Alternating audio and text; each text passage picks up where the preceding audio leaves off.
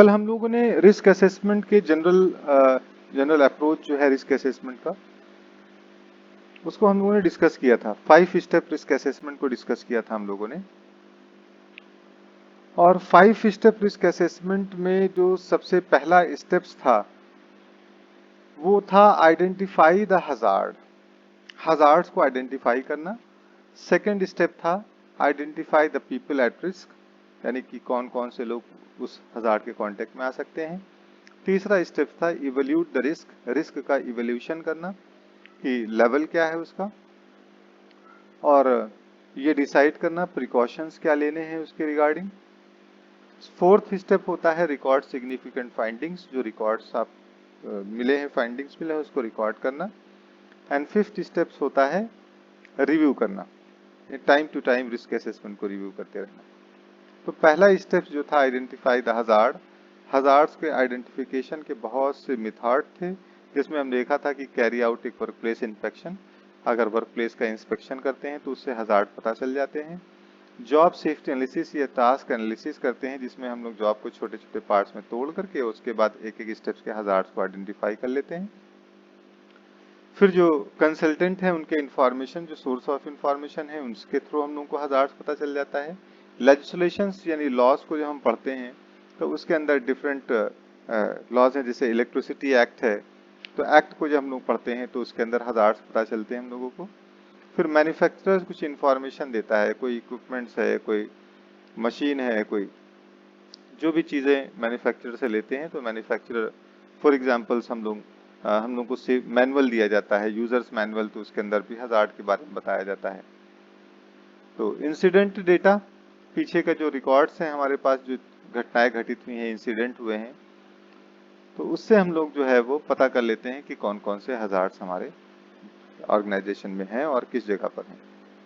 Second step होता है कि decide the people at risk, या decide who might be harmed and how, या तो आप ऐसे कहेंगे कि identify the people at risk, जो हजार्ड्स आपने आइडेंटिफाई किए हैं उसी से आप देखिए कि कौन कौन से लोग उसके कांटेक्ट में आते हैं। तो decide who might be harmed and how, कौन कौन लोग नुकसान उठा सकते हैं, कैसे उठा सकते हैं।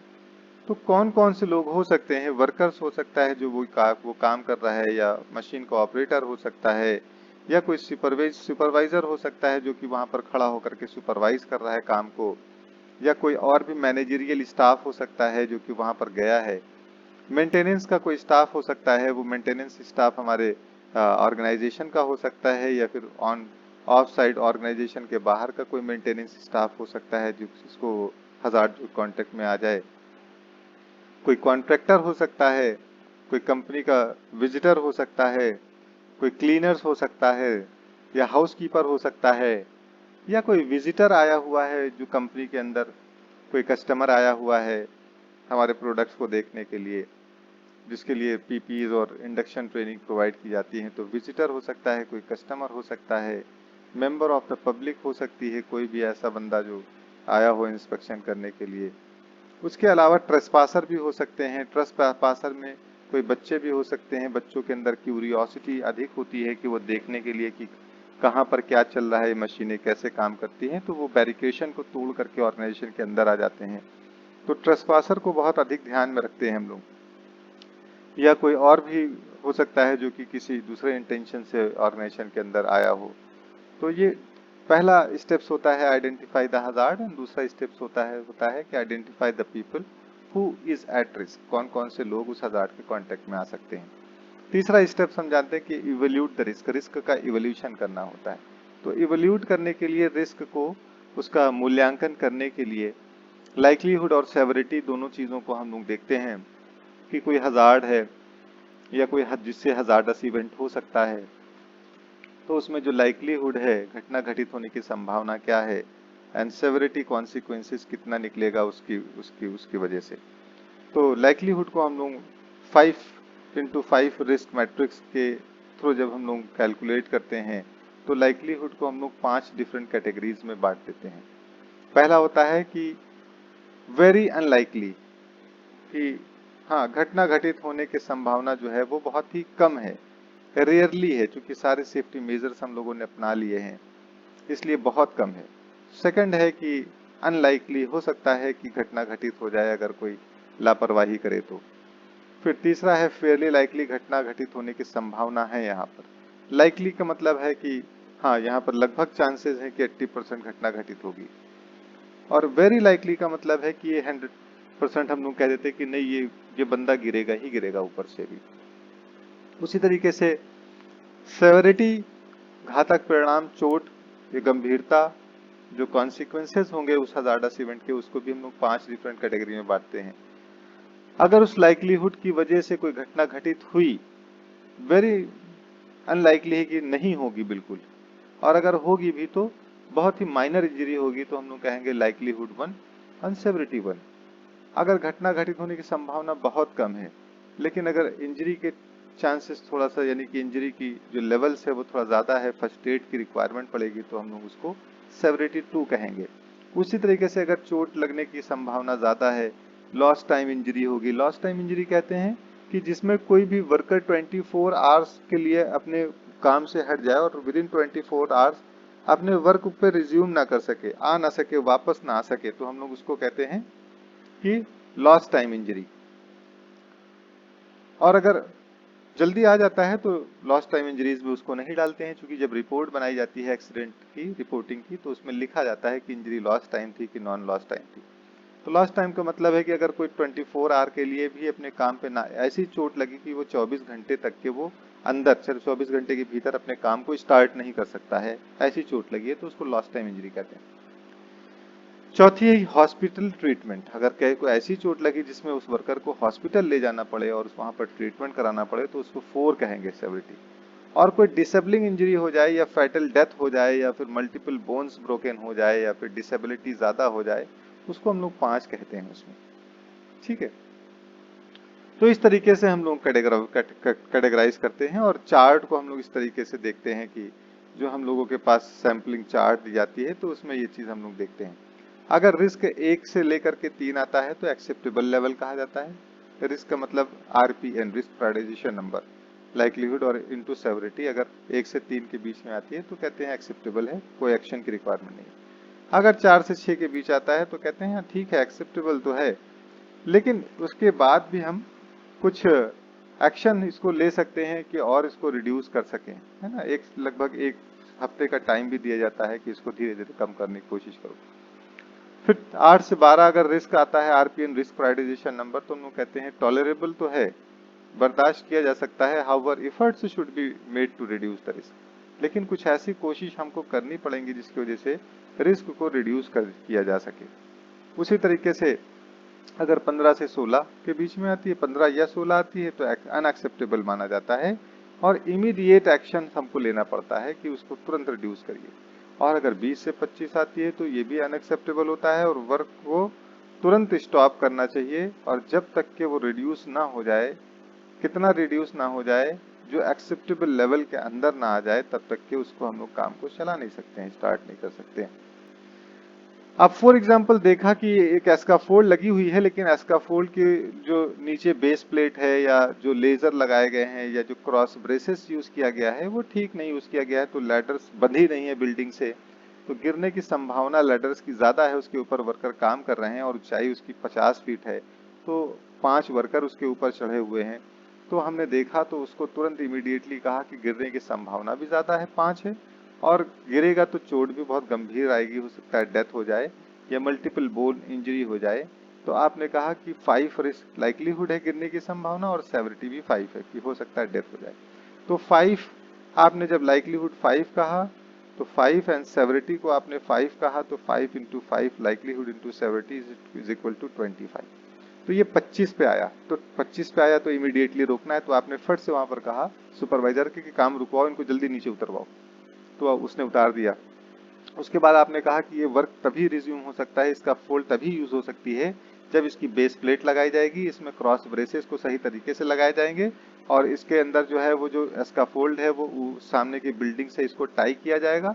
अगर बांधने का प्रोविजन नहीं होता है तो यहाँ पर रैकर्स यूज किए जाएंगे। जैसे ये इसका फोल्ड लगी है, लोहे का पाड़ बंधा हुआ है, तो यहाँ से रॉड 20 फुटा ऐसे ऐसे लगाए जाते हैं ताकि इधर की तरफ गिरे ना, इसका फोल्ड वापस लुढ़क ना जाए। तो उसको रैकर्स लगाइए, कुछ सपोर्ट करिए। गिरने से रोकने के लिए, और एस्काफोल्ड में सुधार करिए। जब ये सुधार हो जाए तभी आप इसको काम को स्टार्ट करवा सकते हैं, अदरवाइज नहीं करवा सकते हैं। तो पता चला कि जब उसने वहां पर रैकर्स लगा दिए, एस्काफोल्ड को बंधवा दिया, उसके ऊपर जो प्लेटफॉर्म था उस प्लेटफॉर्म के ऊपर क्या किया कि बैरिकेशन लगवा दी। वहां के लोग जो थे उसको एस्काफोल्ड पे काम करने वाले लोगों को फुल बॉडी हार्नेस पहना दिया, और वहां से एक साइड से दूसरे साइड में एक तार लोहे का वायर मेश उठा करके बंधवा दिया, और सारे वर्कर से कहा कि इसी के ऊपर आप जो है अपने हुक को लगा लीजिए कि बाई चांस तब भी एस्काफोल्ड नीचे से गिर जाए तो भी आप लटके रहें और हम आपको उतार लेंगे। तो इस तरह की जब आपने प्रोविजन या कंट्रोल मेजर, जब इंजीनियरिंग कंट्रोल आपने लगाई वहां पर, तो देखा कि जो लाइक्लीहुड 5 था वो अब क्या हुआ 1 हो गया, लेकिन ऊंचाई वही है तो सेवरिटी आपकी वही मेंटेन है, तो 5 इंटू 1 इज इक्वल टू 5। अब क्या था कि 25 से रिस्क को आपने कहां पर ला के खड़ा कर दिया, कम कर दिया, 5 पे ले आए। तो 5 पे देखा था कि 1 से 3 है तो एक्सेप्टेबल है, अगर 4 से 6 के बीच में यानी 5 आया है तो एक्सेप्टेबल तो है, बट कहा कि if simple action can reduce further then must be done within 1 week.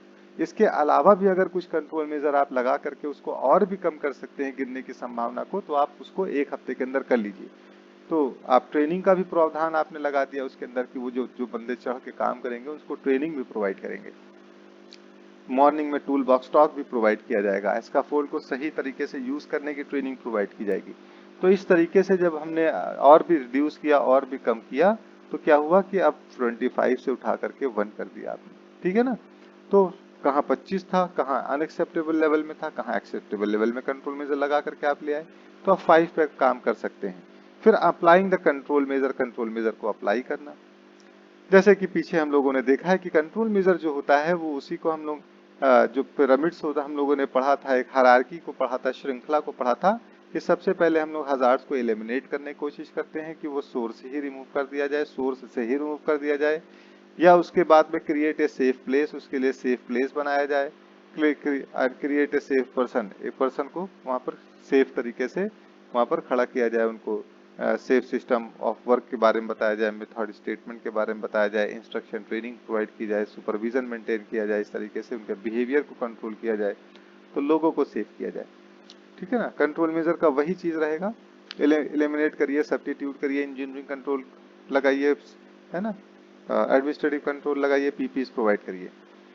यहाँ पर जो कंट्रोल मेजर लगाने के स्टेप्स हम लोगों को बताए गए हैं, वो एक हायरार्की बताई गई है कि हजार्ड्स को हटाइए, सेफ वर्क प्लेस को क्रिएट करिए, यानी कि हजार्ड फ्री बनाइए, उसको सर्वे करिए, रिस्क असेसमेंट करिए, जैसे जैसे करिए, सेफ बनाइए और लोगों को सेफ करिए। यहाँ पर जब कंट्रोल मेजर लगाया जाता है, एलिमिनेट, सब्स्टिट्यूट, है ना, elimination, substitution, engineering control, administrative control and PPEs, जब ये सारे कंट्रोल मेजर लगा दिए जाते हैं, उसके बावजूद भी रिस्क बचा रह जाता है।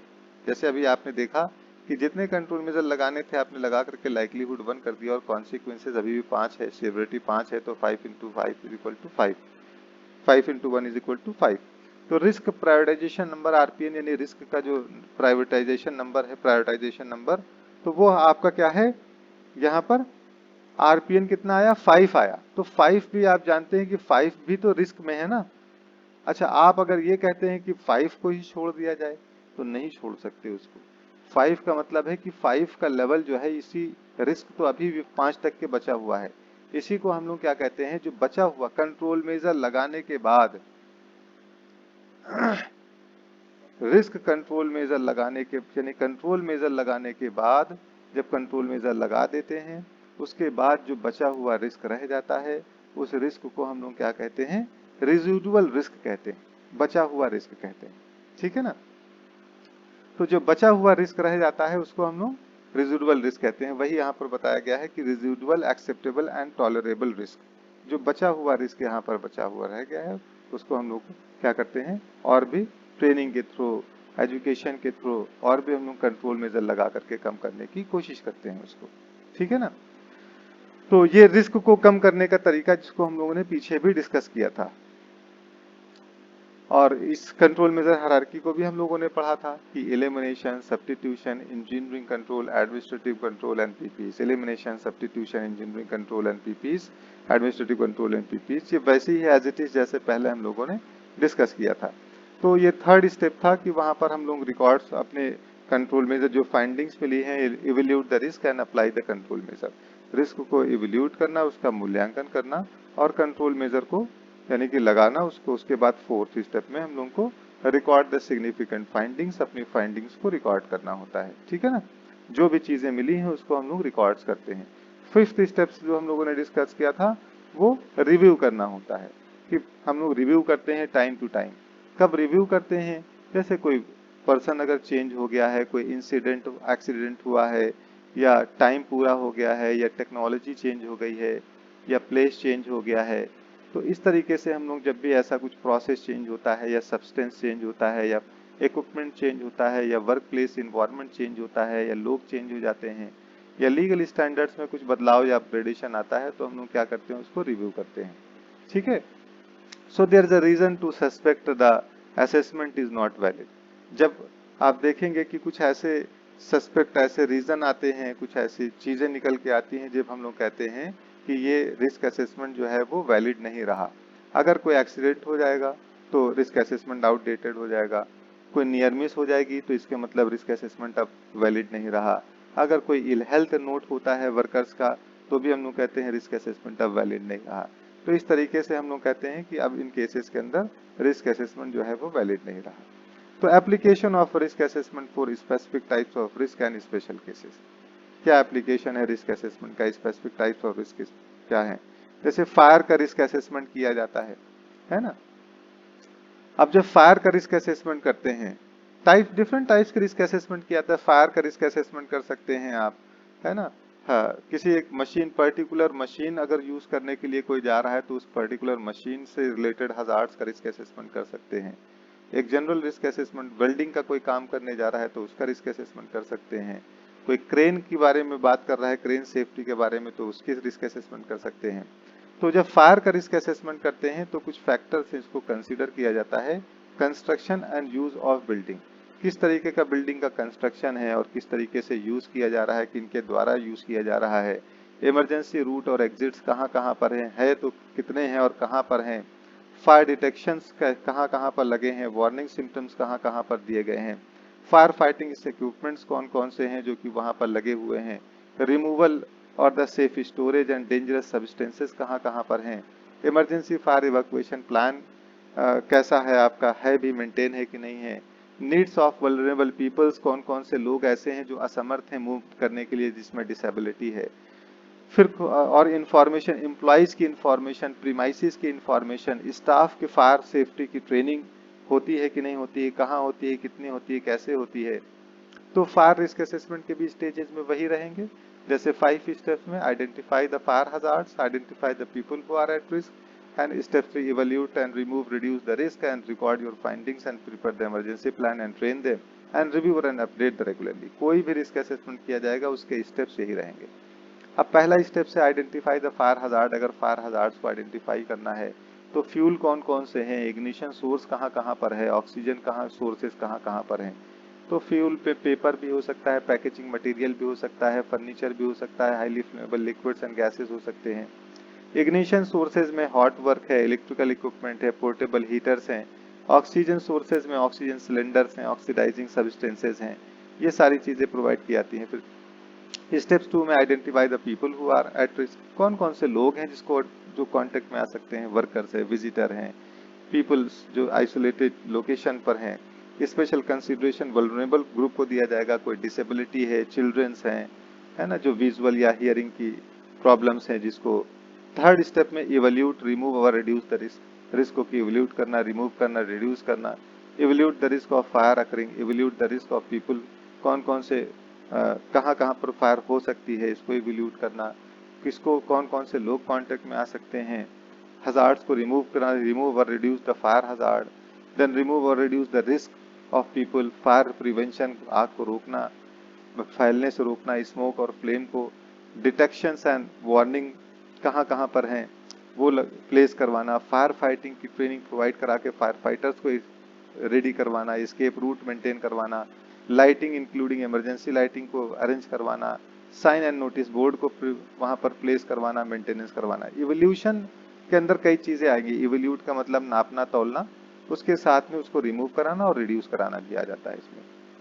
फिर रिकॉर्ड और फाइंडिंग्स, अपनी फाइंडिंग्स को रिकॉर्ड कर लेंगे, जो जो चीजें मिली हैं, इमरजेंसी प्लान को डेवलप करेंगे, इंफॉर्मेशन इंस्ट्रक्शन प्रोवाइड करेंगे, train workers, review and update regularly, उसको लगातार रिव्यू करते रहेंगे, अपडेट करते रहेंगे उसको सिग्निफिकेंटली, जो जो चीजें हैं कि एज नेसेसरी सिग्निफिकेंट चेंजेस कोई हुआ फायर इमरजेंसी, प्रोडक्टली उसको हम लोग सही से उसको जांच करते रहेंगे, देखते रहेंगे। ठीक है, उसके साथ में स्क्रीन इक्विपमेंट्स का रिस्क असेसमेंट अगर करना है तो हर एक चीज का रिस्क असेसमेंट होता है। बस स्टेप्स सारे के सारे वही होंगे कि चाहे आप फायर का रिस्क असेसमेंट करिए, चाहे एक एर्गोनॉमिकल रिस्क असेसमेंट करिए कि एक वर्कर्स को अगर किसी चेयर के ऊपर बैठ करके लंबे समय तक काम करना है तो उसके साथ क्या क्या प्रॉब्लम्स आ सकती हैं, हजार्ड कौन कौन से हो सकते हैं। तो स्पाइनल कॉर्ड में उसके हजार्ड प्रॉब्लम्स क्रिएट हो सकती है लंबे समय तक बैठने के लिए। अगर उसके फुट रेस्ट सही नहीं है तो उसके थाइस की वीन्स के अंदर ब्लड सर्कुलेशन की प्रॉब्लम आ सकती है। या अगर स्ट्रेट नहीं बैठता है, ergonomic रूल्स को फॉलो नहीं करता है तो नेक के ज्वाइंट्स में, नेक में प्रॉब्लम आ सकती है, विजुअल प्रॉब्लम्स आ सकती है, स्ट्रेन स्प्रेन आंखों में हो सकता है। तो ये कई प्रॉब्लम्स आती हैं। तो डिफरेंट टाइप्स के रिस्क असेसमेंट को दिखाया गया है। मैनुअल हैंडलिंग, अगर हाथों से काम करना है, हाथों से उठाना है, सामान को रखना है, तो मैनुअल हैंडलिंग का रिस्क असेसमेंट करना होता है। तो वही स्टेप्स होता है कि पहला स्टेप्स होता है कि identify the hazard, task description, कौन कौन सा काम है उसका डिस्क्रिप्शन पूरा बताया जाएगा उसमें।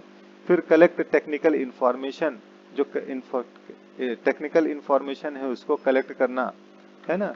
फिर कलेक्ट टेक्निकल इंफॉर्मेशन के साथ में जो जो भी इंफॉर्मेशन टेक्निकल है, जैसे लिफ्टिंग करना है, लोड कितना है, उसका डायमेंशन कितना है, ग्रिपिंग कैसे हो सकती है लोड की, है ना, ये सारी चीजें इंफॉर्मेशन कलेक्ट करना। फिर identify the risk factor, risk factor को आइडेंटिफाई करना कि कहाँ कहाँ पर रिस्क है, कैसे कैसे रिस्क हो सकता है। Identify the improvement to be put in place, कैसा इम्प्रूवमेंट आप रख सकते हैं। Review the effectiveness of the improvement, और इफेक्टिवनेस को भी आप उसको बता सकते हैं क्या क्या इफेक्टिवनेस, रिव्यू करिए और इफेक्टिवनेस बताइए। ठीक है, तो आप मैनुअल हैंडलिंग की अगर असेसिंग करते हैं, हम रिस्क को असेस करते हैं तो लोड को ध्यान में रखते हैं, जो फैक्टर्स हैं उस लोड कितना है, इंडिविजुअल की कैपेबिलिटीज क्या है, उसकी टास्क कैसा है, काम कैसा है, इन्वायरमेंट वहां पर कैसा है, इन चीजों को हम लोग ध्यान में रखते हैं जब भी हम लोग मैनुअल हैंडलिंग का रिस्क असेसमेंट करते हैं। तो हम लोग LITE, लाइट, लाइट को हमेशा याद रखते हैं। लाइट का मतलब LITE। तो L से लोड है, इंडिविजुअल है, टास्क है और इन्वायरमेंट, ये चार जो हमारी चार चीजें हैं, इन चारों चीजों को हम लोग ध्यान में रखते हैं। ठीक है, तो हजार्डस सब्सटेंसेस है, उसका रिस्क असेसमेंट अगर करना है तो भी हम लोग करते हैं, सेम कहते हैं, इंफॉर्मेशन को गैदर करेंगे, evaluate the risk to health, risk को एवल्यूट करेंगे, प्रिकॉशंस को डिसाइड करेंगे, decided precautions, implement them, records को करेंगे, फाइंडिंग्स और रिव्यू करेंगे। वही स्टेप्स उसके साथ भी लिया जाएगा। अब इंफॉर्मेशन गैदर करना है अगर हजार्डस सब्सटेंसेस की, तो उसकी इंफॉर्मेशन हमको कहाँ से मिलेगी, मटेरियल सेफ्टी डेटा शीट से मिल सकती है, और एम्प्लॉय जो इन्वॉल्व है उससे मिल सकती है, नेट से मिल सकती है। तो decide who will carry out the assessment, सबसे पहले कौन असेसमेंट करेगा। आइडेंटिफाई द सब्सटेंस प्रेजेंट और likely to be present, identify how the substances are hazardous, कैसे हजार्डस से आइडेंटिफाई करिए, क्या इफेक्ट हो सकता है उस हजार्डस सब्सटेंसेस का, है ना, कौन कौन से लोग एक्सपोज हो सकते हैं, उसके कांटेक्ट में आ सकते हैं। ठीक है, उसके साथ में और क्या चीज, और क्या अनहोनी घटनाएं घटित हो सकती हैं, क्या बैड कंडीशंस क्रिएट हो सकती है। Then evaluate the risk to health, evaluate करिए, उसका मूल्यांकन करिए कि decide whether you will evaluate the risk of group और इंडिविजुअल, कितना पोटेंशियल हार्म हो सकता है किसी एक बंदे को या ग्रुप ऑफ पीपल को। फिर एक्सपोजर के अकरेंस के चांसेस क्या हैं, कि क्या चांसेस है कि एक्सपोजर होगा, है ना, और कितनी जल्दी जल्दी एक्सपोजर हो सकता है किसी ऑर्गेनाइजेशन के अंदर सब्सटेंसेस से, व्हाट लेवल्स ऑफ एक्सपोजर हो सकता है, शॉर्ट टर्म होगा कि लॉन्ग टर्म होगा। फिर कंक्लूजन उसका ड्रॉ करिए, और उसके बाद फिर कब जो है वो कॉन्स्टिट्यूट होगा, हेल्थ को क्या इफेक्ट कर सकता है। बहुत से हजार्डस सब्सटेंसेस जो क्या बोलते हैं कि क्रोनिक इफेक्ट डालते हैं, कुछ ऐसे होते हैं जो एक्यूट इफेक्ट डालते हैं। एक्यूट इफेक्ट का मतलब तुरंत सडनली उसका इफेक्ट आता है, और क्रोनिक का मतलब लॉन्ग एक्सपोजर के बाद, लंबे समय के बाद होते हैं। फिर उसके बाद नेसेसरी प्रिकॉशंस को आपको डिसाइड करना होगा, है ना, जो रूल्स रेगुलेशन है उसको कंप्लायंस करना होगा। जैसे सही कंट्रोल मेजर को सिलेक्ट करिए, फिर कंट्रोल मेजर को मेंटेन करिए जो लगाया गया है उसको, और कंट्रोल मेजर को मेक श्योर करते रहिए कि वो सही काम कर रहे हैं। इमरजेंसी को प्लान करके रखिए, एक्सपोजर को हमेशा मॉनिटर करते रहिए, हेल्थ सर्विलांस करवाते रहिए। हेल्थ सर्विलांस का मतलब कि मेडिकल चेकअप होता रहता है। वो इन्वॉल्व जो बंदे किसी हजार्डस केमिकल के कांटेक्ट में होते हैं तो उनके मेडिकल का हेल्थ चेकअप यानी हर हेल्थ सर्विलांस मेंटेन करना होता है, उसका रिकॉर्ड्स मेंटेन करना होता है। फिर information, instructions and training provide करिए। फिर रिकॉर्ड योर फाइंडिंग्स, आप अपनी फाइंडिंग्स को रिकॉर्ड कर लीजिए। ठीक है, तो इस तरीके से रिस्क असेसमेंट किया जाता है। नॉइस का रिस्क असेसमेंट करना है तो भी सेम एज इट इज होगा कि नॉइस का रिस्क असेसमेंट करने के लिए वही स्टेप्स अपनाए जाएंगे कि तो जितने भी हमारे पास काम होते हैं हमारे ऑर्गेनाइजेशन के अंदर, जितने भी वर्क प्लेस के अंदर जितने भी काम होते हैं, हर एक काम का रिस्क असेसमेंट होता है और उस रिस्क असेसमेंट को करके ही हम लोग उसके सारे हजार्ड्स को हम लोग आइडेंटिफाई कर लेते हैं और उसको कंट्रोल फॉर्म में रखते हैं। ठीक है ना, तो कंट्रोल फॉर्म में होता है तो वो सेफ वर्क प्लेस माना जाता है, उससे कोई प्रॉब्लम्स नहीं होती है, कोई इश्यूज नहीं क्रिएट होते हैं। ठीक है, तो आज के लिए इतना ही, कल हम लोग डिस्कस करते हैं इसके आगे।